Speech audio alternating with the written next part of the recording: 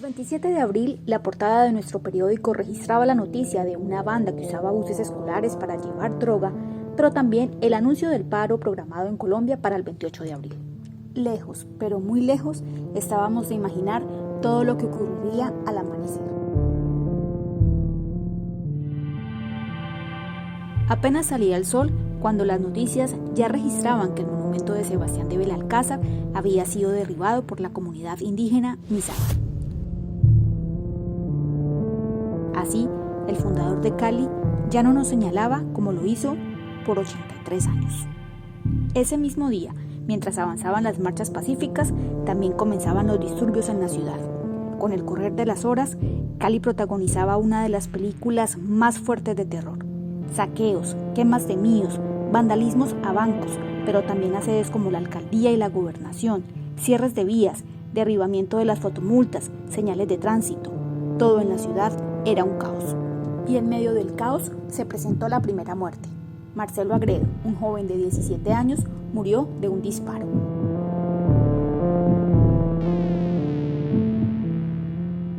Los caleños se levantaron pensando que las cosas iban a ser distintas, pero no. La ciudad seguía asediada por los bloqueos en las vías, los enfrentamientos entre vándalos y policías. Los barrios estaban atemorizados. La amenaza de abastecimiento de alimentos y una crisis sanitaria se veía venir. Todo seguía siendo un caos. En sectores como Calipso y El Diamante se agudizaba la tensión de los manifestantes. En la tarde, en medio de enfrentamientos, murieron Edwin Villa y Einer Lazo.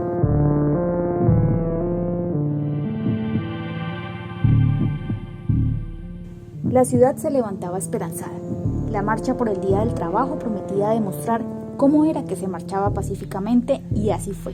Miles de caleños con camisetas blancas se tomaron la vía y esto conmovió a la ciudad. Pero llegó la noche y con ella el terror. Calipso volvió a ser protagonista de una batalla campal, opacando la colorida marcha del día.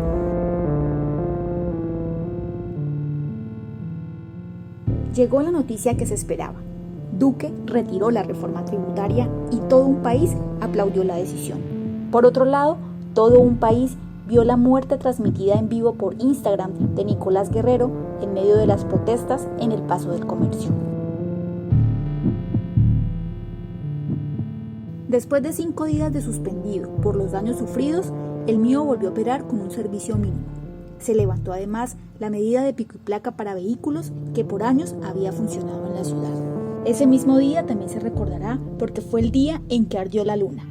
Esa noche, los fuertes enfrentamientos entre la fuerza pública y los vándalos acabaron con el icónico hotel de la ciudad. En Siloé, además, 3 personas murieron y 19 más quedaron heridas después de una noche de miedo en donde todo fue bala y confusión. Kevin Agudelo, Harold Rodríguez y Emilson Ambuila, las víctimas. Pese a que se había retirado la reforma tributaria, en Cali no había retorno al estallido. Para ese día ya se había agotado el 98% de la gasolina en Cali. El alimento comenzaba a escasear. El transporte intermunicipal no estaba operando, por lo que una crisis humanitaria se vivía en la terminal de transportes con 300 viajeros varados que no habían podido salir de la ciudad. Ese día, la Fiscalía se pronunció y confirmó que en los hechos vandálicos en Cali habían estructuras ligadas al narcotráfico, al ELN y a las disidencias de las FARC. Este día se recordará por los enfrentamientos entre la Minga y habitantes del sur de Cali. Múltiples videos que circularon en redes sociales dieron cuenta del caos que se vivió a la altura de Ciudad Jardín en un confuso hecho que dejó 12 personas heridas. Mientras los vecinos indicaron que los indígenas intentaron entrar a sus unidades residenciales, la Minga afirmó que les dispararon indiscriminadamente desde varios carros.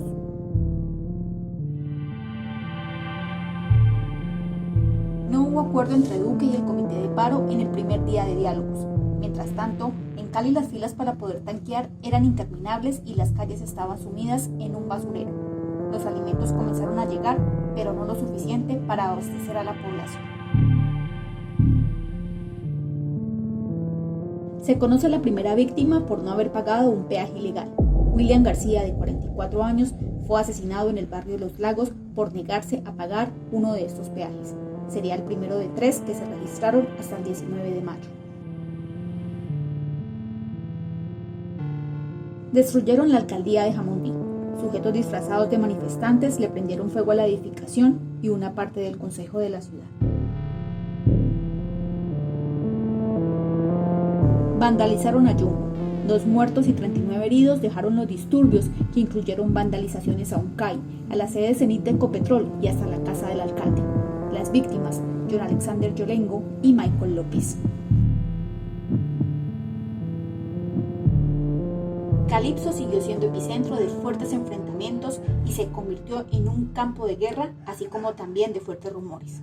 Se dijo que el éxito de la zona era un centro de torturas y eso derivó el asesinato de Juan Sebastián Briñes, un patrullero de apenas 22 años, quien recibió un disparo de fusil. Y así, los caleños sobrevivieron al primer mes de una situación jamás vivida ni imaginada, pero sería solo el primer mes de casi 60 días en donde los caleños, a punta de transmisiones en vivo, veían cómo su ciudad era destruida. ¿Por qué lo hacían? ¿Qué había detrás de tanto vandalismo? ¿Por qué Cali? Son algunas de las preguntas que un año después aún se preguntan los caleños. Se lo preguntan porque hoy, justo cuando se cumple un año de aquel estallido social, las marcas siguen visibles en las calles. Aún hay 8 estaciones por recuperar del Mío de las 58 vandalizadas. Todavía se ven cámaras de fotodetección calcinadas. Sebastián de Belalcázar sigue sin regresar a su puesto. Decenas de locales permanecen cerrados, recordando los problemas económicos de miles de familias, y los grafitis advierten la polarización que se vive en la ciudad. En medio de este panorama está la otra Cali que entre las cenizas se ha vuelto a levantar. En Puerto Rellena, punto de fuertes combates entre vándalos y autoridades, se levanta una de las estaciones del Mío, justo al lado del Monumento de la Resistencia, construido en homenaje a las víctimas que cayeron en medio de este paro. Calipso, otro de los puntos fuertes de combate donde murió un uniformado. Se dijo que había un centro de tortura en los almacenes Éxito y sus habitantes vivieron casi 60 días secuestrados en sus casas. La normalidad volvió a sus calles y la gran terminal del Mío volvió a sus operaciones. La Luna, otro punto crítico, volvió a ser punto de referencia en la ciudad. Los comerciantes del sector fueron los encargados de volver a darle vida al lugar y hasta el famoso Hotel La Luna volvió a lucir como antes. Y aunque ahora todo pareciera marchar, lo cierto es que la Cali que todos nos rumbeábamos, la Cali que recorríamos orgullosos de sur a norte y de oriente a occidente, ya no es la misma. Cali está renaciendo de entre las cenizas y palpitando con un corazón que estuvo en cuidados intensivos.